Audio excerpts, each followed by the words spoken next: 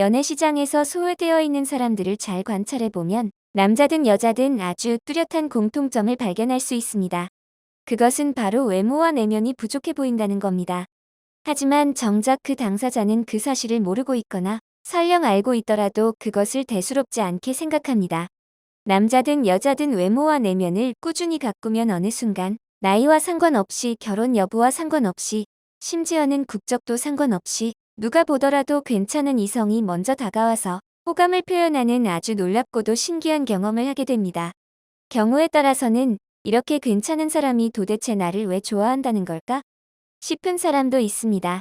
굳이 결혼까지는 하지 않더라도 연애만큼은 괜찮은 사람과 오랫동안 해보는 것이 좋습니다. 특히 외모와 내면이 뛰어난 이성과 연애하면서 생기는 그 설레면서도 아늑한 감정은 그 어떤 것으로도 대체하기가 어렵고 이 세상 수많은 생명체 중에서 오직 인간만이 가지고 있는 감정일 겁니다. 그렇게 신이 오직 인간에게만 내려주신 소중한 감정을 제대로 느껴보지도 못하고 생을 마감한다는 것은 참으로 아깝고 아쉽고 안타까운 일입니다. 여자들끼리의 대화는 거의 80% 이상이 누군가의 뒷담화 혹은 특정한 소문에 대한 내용으로 채워집니다. 그런 뒷담화와 소문 중 가장 흥미로운 주제는 좋은 외모를 가진 남자를 보게 되었을 때 대한 얘기입니다. 남자들이 길을 걸어가다가 예쁘고 근사한 몸매를 가진 여자를 우연히 보게 되면 하루 종일 그 여자만 생각나듯이 여자들도 마찬가지입니다. 단지 남자들과의 차이가 있다면 남자들은 그런 여자를 종종 보게 되지만 여자들은 그런 남자를 보는 것이 연중행사에 가깝습니다. 그래서 여자들은 그런 남자를 보게 되면 흥분을 감추지 못하고 반드시 다른 여자에게 신이 나서 얘기하게 되어 있습니다. 여자 아이돌보다 남자 아이돌의 덕후가 많은 이유가 바로 여기에 있습니다. 그만큼 좋은 외모를 가진 남자를 발견하기 어렵다는 말입니다. 그런 의미에서 연애 시장은 식품 시장과 매우 비슷해서 외관이 전체적인 성공 여부를 판가름합니다. 처음 보는 봉지 안에 든 과자가 아무리 인체에 유익하고 좋은 성분이고 친환경적으로 제조되었다고 하더라도 겉모습이 좋아 보이지 않는다면 소비자 그 누구도 진열대에서 그 과자를 꺼내지 않습니다. 그래서 식품회사의 마케터들은 신제품을 출시할 때 포장 디자인에 사활을 걸다시피 합니다. 미리 서두에 얘기해두지만 이성의 좋은 외모를 칭찬하는 것은 외모 지상주의와는 좀 다른 주제입니다. 외모 지상주의는 실력으로 평가받아야 할 과정과 절차에서 실력보다는 외모를 중시하는 비합리적 기준이라서 비난할 대상이지만 이성의 좋은 외모를 칭찬하는 것은 비난할 대상이 아닙니다. 남자든 여자든 좋은 외모를 가진 이성을 만나고 싶은 것은 인간으로서 자연스럽고도 본능적인 행동입니다. 자, 그럼 여자가 남자를 좋은 외모와 좋지 않은 외모라고 평가할 때 가장 먼저 보는 것이 무엇일까요? 남자인 당신은 남자의 좋지 않은 외모를 짐작할 때 오호츠크 해안과 캄차카 반도 인근에 서식하는 오징어의 느낌이라고 생각하겠지만 여자가 보기에 남자의 좋지 않은 외모는 아프리카 사바나와 세렝게티에 서식하는 몽고스의 느낌입니다. 여자는 남자와 달리 처음 보는 남자나 아직 많은 정보를 가지고 있지 않은 남자의 좋은 외모와 좋지 않은 외모를 평가하는 그 관점이 좀 다릅니다. 남자는 그런 상황에서 여자의 외모를 평가하는 기준은 미취의 개념이 우선이지만 여자는 선악의 개념이 우선입니다. 즉, 남자는 그 여자가 예쁜지 못생겼는지를 먼저 판단하려 하지만 여자는 그 남자가 선해 보이는지 악해 보이는지를 먼저 판단하려 합니다. 여자가 판단하는 남자의 전체적인 외모에서 풍겨나오는 선해 보임이나 악해 보임은 나에게 해를 끼칠 사람인가 아닌가를 위한 평가와도 같다고 보면 됩니다. 외모를 포기한 지 오래인 외포자들 중 남자들은 자신의 얼굴이 못생겼거나 키가 작아서 여자들이 안 좋아할 거라고 생각합니다. 그만큼 남자들은 남자의 좋은 외모를 얘기할 때 가장 먼저 거론하는 것이 바로 얼굴과 키입니다. 여자도 물론 남자의 외모에서 얼굴과 키가 중요하다고 생각하지만 그게 1순위라고 생각하지는 않습니다. 특히 후천적인 노력으로는 도저히 변화 불가의 영역인 남자의 키는 외모의 우선순위에서 가장 마지막 순위에 해당합니다. 그럼 여자들이 상대에 대한 정보가 많이 없을 때 남자의 외모를 볼 때 가장 중요하게 보는 1순위는 무엇일까요? 그건 아까도 얘기했듯이 전체적으로 선해 보이는 이미지입니다. 남자든 여자든 처음 봤을 때 왠지 사람이 선해 보인다는 인상을 강하게 주는 사람들이 간혹 있습니다. 선해 보인다는 반듯해 보인다와 의미가 많이 비슷한데 남자가 여자에게 첫인상을 좋은 모습으로 보여주고 싶다면 선해 보이고 반듯해 보이는 인상을 주는 것이 가장 중요합니다. 그럼 선해 보이고 반듯해 보이는 인상에서 가장 중요한 요소는 무엇일까요? 그건 바로 청결, 청결, 청결입니다.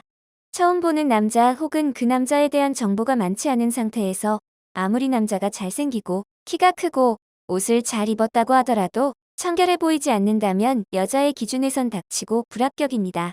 차라리 덜 잘생기고 키가 덜 크고 옷을 좀 못 입는다고 하더라도 한눈에 보기에도 청결해 보이는 남자를 여자들은 더 선호합니다.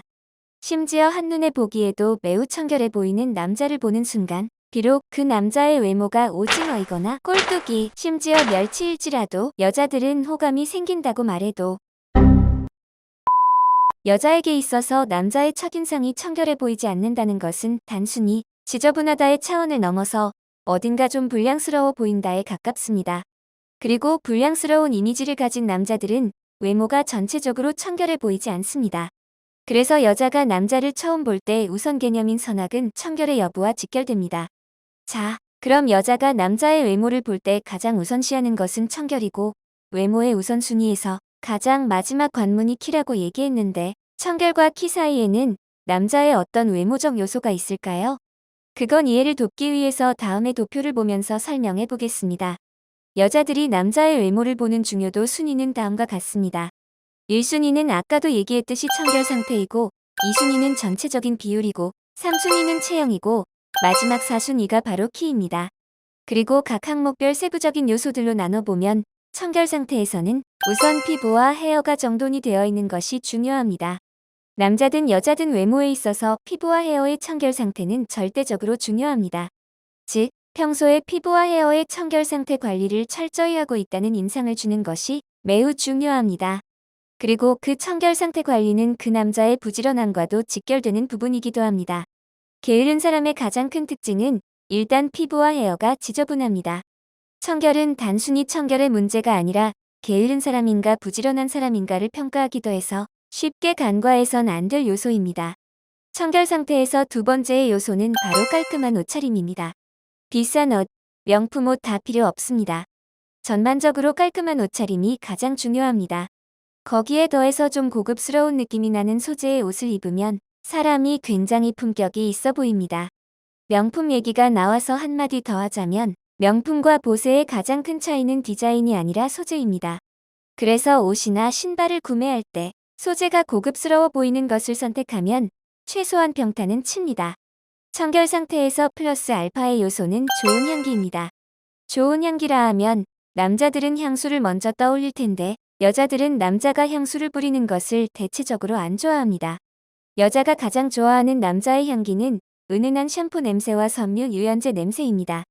실제로 남자가 외모는 보통인데 그 남자의 샴푸 냄새와 섬유 유연제 냄새에 호감을 갖게 된 여자가 의외로 많습니다. 그 다음 2순위인 비율에서 가장 중요한 요소는 상체와 하체의 조화입니다.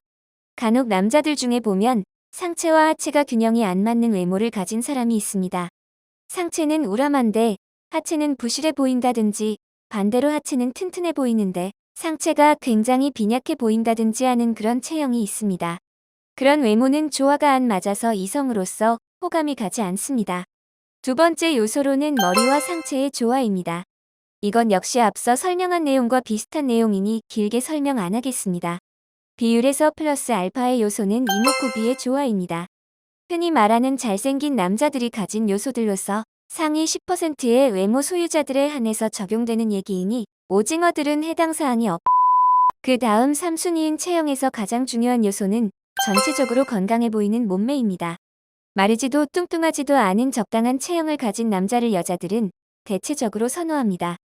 그 다음 요소는 곧은 자세입니다. 이건 말 그대로 머리부터 발끝까지 대체적으로 곧은 자세면 되는데 구부정해 보이지 않아야 합니다.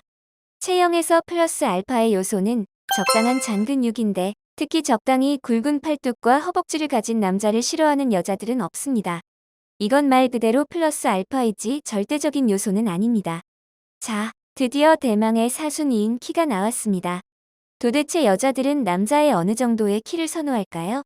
여자들이 가장 보편적으로 선호하는 남자의 키는 바로 나보다 크면 된다입니다. 여기서 말하는 보편적으로는 외모만 놓고 봤을 때 앞에서 설명한 다른 요소들이 적절히 갖추어진 경우입니다.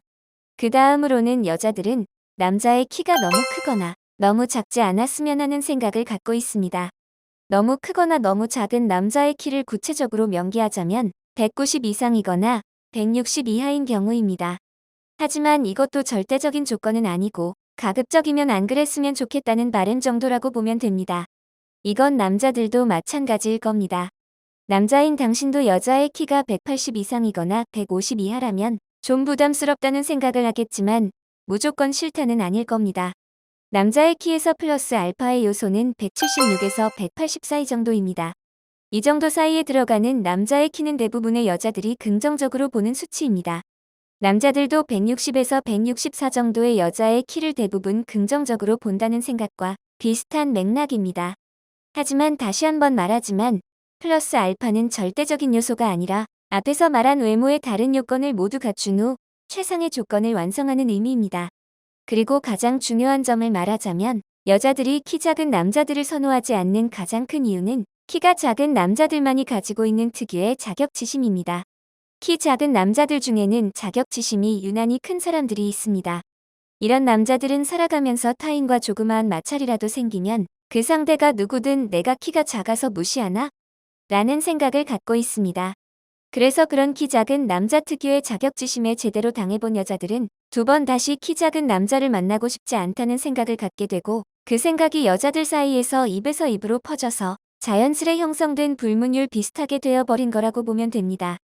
자, 설명한 것처럼 남자들은 남자의 외모에서 키가 가장 중요하다고 생각하겠지만 정작 여자들은 남자의 외모 요소에서 가장 중요한 건 청결 상태이고 키는 가장 마지막 순위라는 겁니다. 즉, 청결 상태는 예선전이고 키는 결승전입니다. 예선전도 통과를 못할 사람이 결승전을 걱정한다는 건 기가 막히고 코가 막힌 도시. 이건 키 작은 남자를 위한 위로가 아닌 현실을 말하는 것이고 대부분의 남자들이 여자들의 생각은 제대로 알지도 못하고 쓸데없는 곳에서 스트레스를 받고 에너지를 낭비하고 있습니다. 외모만을 놓고 봤을 때 청결 상태가 안 좋은 남자는 아무리 잘생기고 몸매가 좋고 키가 커도 여자들에겐 불합격입니다. 그리고 잘생겼다는 소리를 듣는 남자들은 청결 상태가 좋은 남자들입니다. 또한 머리부터 발끝까지 청결 상태가 좋으면 어떤 남자든 잘생겨 보이는 후광 효과도 생겨서 여자들은 눈길이 갑니다. 그만큼 청결 상태가 좋아 보이는 남자가 흔하지 않다는 뜻입니다. 남자인 당신이 여자와 썸도 제대로 타본 적이 없다면 당신의 청결 상태에 문제가 있다고 봐도 무방합니다. 거듭 말하지만 연애시장은 식품시장과 매우 비슷해서 눈에 바로 보이는 외관이 전체적인 성공 여부를 판가름한다는 사실을 잊지 않아야 합니다. 좋은 결과가 있기를 바랍니다.